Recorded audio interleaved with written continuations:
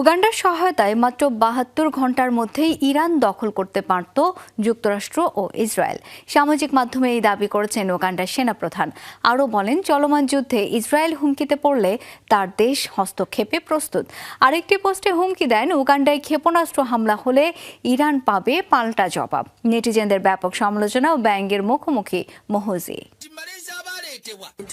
ইসরায়েলের সমর্থনে সামাজিক মাধ্যম এক্সে ধারাবাহিক পোস্ট দিচ্ছেন উগান্ডার সেনাপ্রধান মুহুজি কাইনেরুগাবা। উদ্ভট আর অস্বাভাবিক পোস্টগুলো ঘিরে চলছে ব্যাপক হাস্যরস।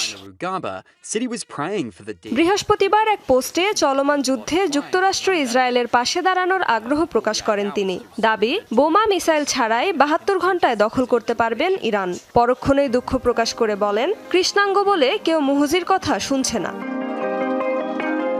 এর আগে ভিন্ন পোস্টে জানান, মধ্যপ্রাচ্যের যুদ্ধ এখনই শেষ হওয়া উচিত। ইরানকে হুঁশিয়ারি দিয়ে বলেন, ইসরায়েলকে ধ্বংস বা পরাজিত করার চেষ্টা হলে তাদের পক্ষে যুদ্ধে নামবে উগান্ডা।